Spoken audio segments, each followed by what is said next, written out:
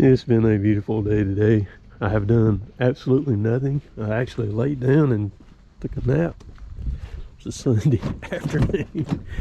We're gonna go down here and get everything loaded up. Why is there a video like this? Well, let me explain a couple of things. So today in my laziness is I had moved the video clips from the cutting down the trees down there in Roxy, Mississippi. I moved them over light, and let's see, this morning off of this card and this camera, and I left them on the card, and I was gonna come back and then delete them later. So when later showed up, I went to delete them, and as I went to delete them, I had a job that I did when I got back from Roxy on Saturday. Started at lunch, pretty good job, knocked it out real quick. And then I had some other stuff on the car too, but it was nothing too big, too major. And dadgummit, when I deleted, I hit delete all. And so this card right here is as naked as a jaybird, if you've ever heard that saying. I got to get everything on my trailer. Take the Mini off. We're gonna do that real quick. I'm gonna feed the pups out there, and then I got to put the stump grinder on there. I do need to touch up the cutters on the stump grinder, so I'm gonna do that also. We got the spare tire unstrapped. Let's back this thing off.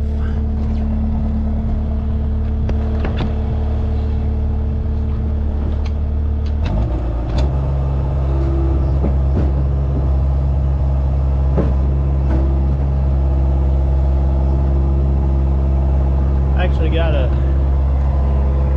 drive it off. I'll just do it backwards. I'm pointing the wrong way. Don't matter to me. Just roll right off. Look at the edge of the trailer and tell where I'm at.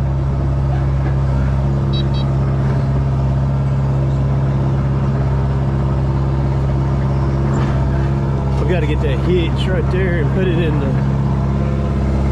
blade. I got to get in there and get the lift. And like a dummy, I parked my truck right in the way where the lift goes, so I got to move my truck again.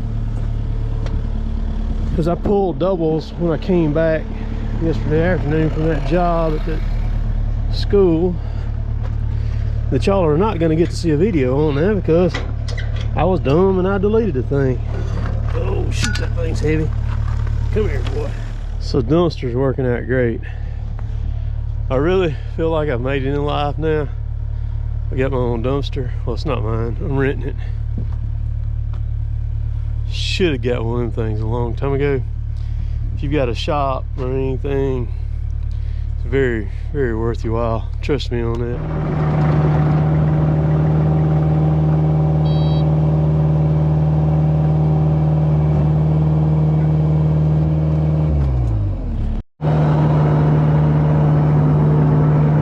Turn it around.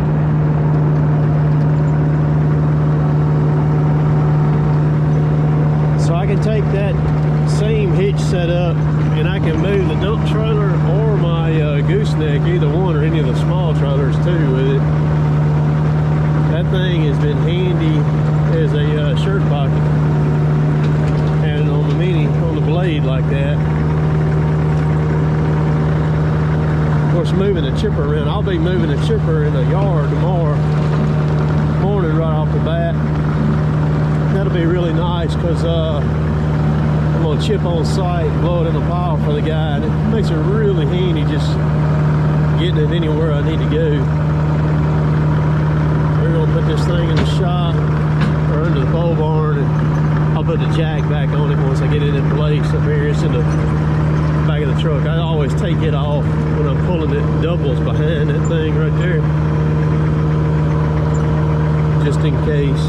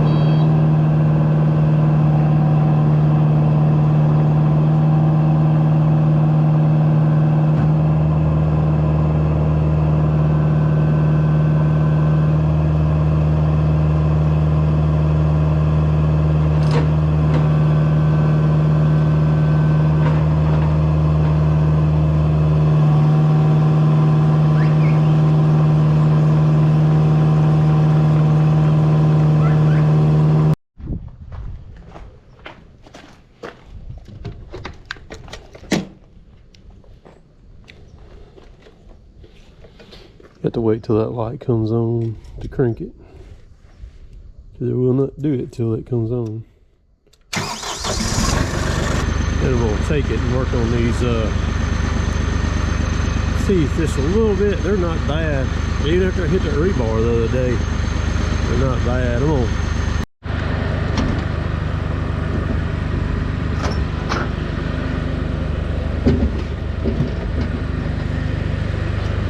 gotta go in the shop and get a mask. I'm gonna start grinding on that carbide.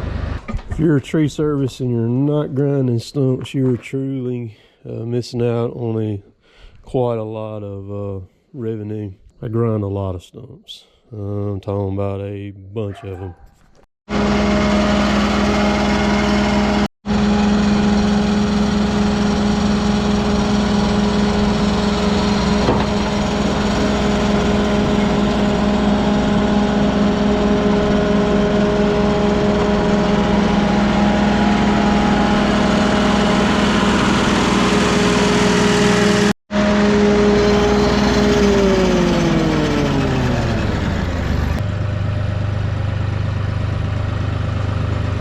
Touched up my TVs on it.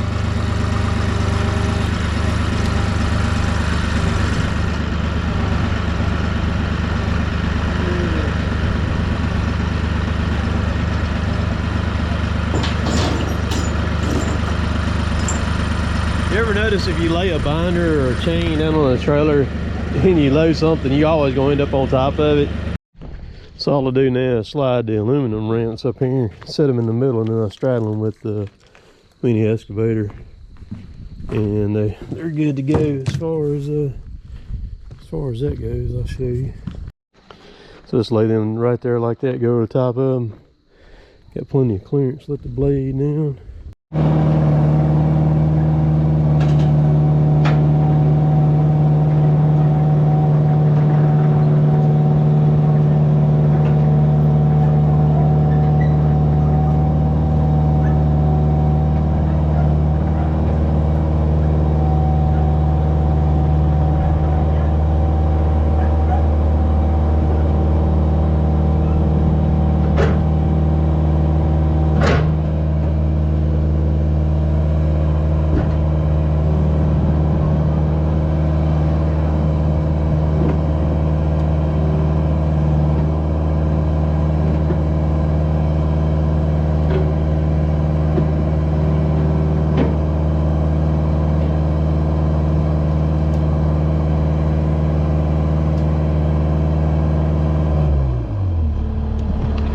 So I just set it around behind me when I've got the stump grinder up front. And I got this plenty of room. This trailer is 28 foot, it's 24 flat with a 4 foot tail on it. Right there, and yeah, it's plenty long enough. The next one I get will be a little bit longer than this one though. And this one's only 8 foot wide, it's not even 102. The next one I get, and I wanted it built like it, next one I get, I'll get the 102 on it. Somebody just fired the race car up. But yeah, this trailer's been a good one. I had this thing built in 2002, so it's 21 years old. And I'd love to do something different with another gooseneck this year, but I don't know whether I will or not. We'll see when that comes along. Things are just so high right now. I keep hoping that the prices on some of the stuff will come down from what it's been. It'd be nice if it would. Got the mini bind it down. Then we'll bind the stump grinder.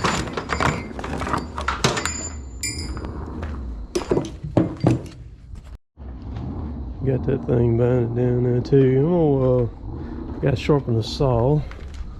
Let's go figure. It's the 400. I ran it yesterday at the school job, but you're still cutting good. But that stump, man, I cut it down low. God, I could see all the sand in that crazy stump that was stuck to the bottom of that tree. So I just I made a really ugly face and just stuck the saw in it and cut. So we're gonna just kind of touch it up because I know it's not where I would like for it to be. That's bad juju, man. This poor 400. It's at the top of the rotation list. It's been getting its guts run out. All right, we're fixing to work a little magic.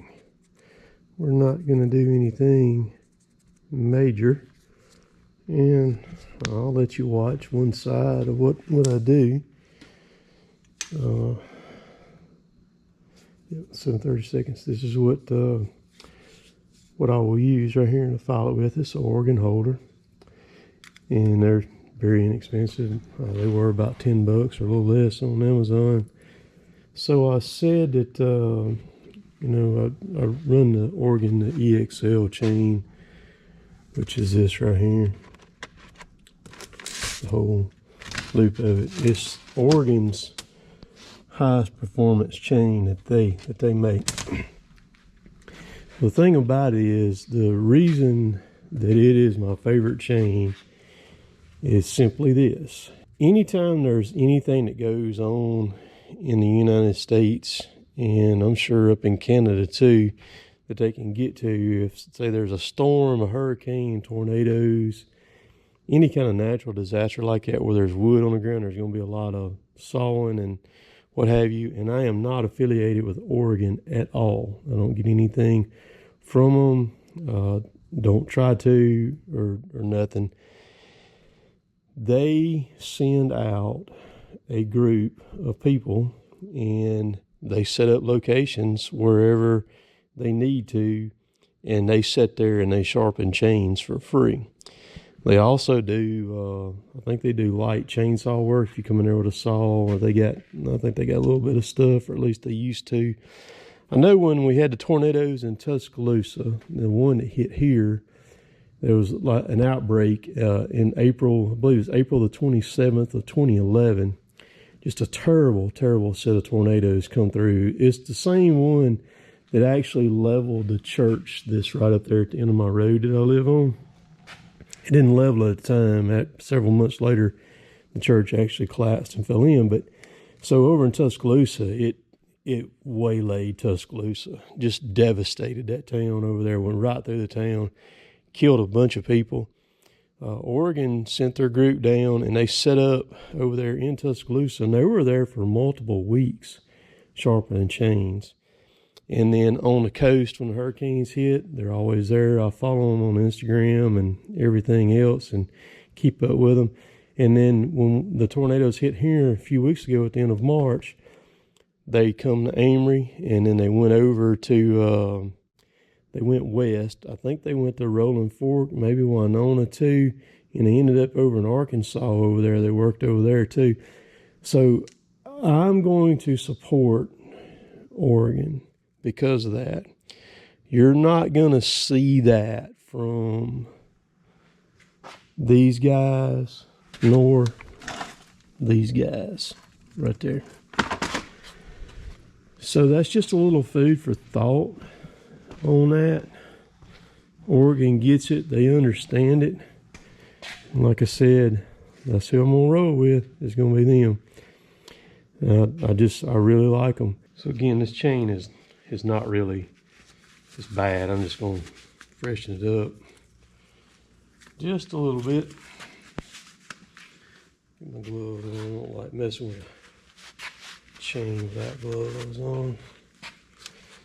All right, so I'm going to start right here. I'm going to do 3 strokes.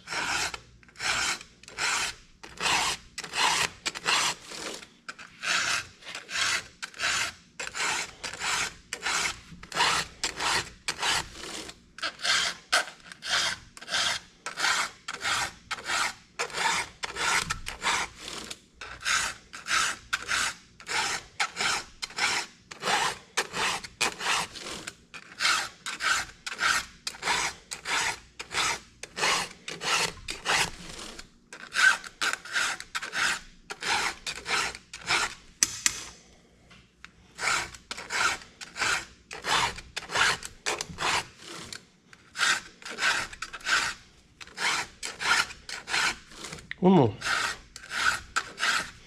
So that's a 25-inch bar on there. It's 84 drive links. They say 20, but Stihl calls it 25, but I mean it's still 84 drive links, which is a normal 24.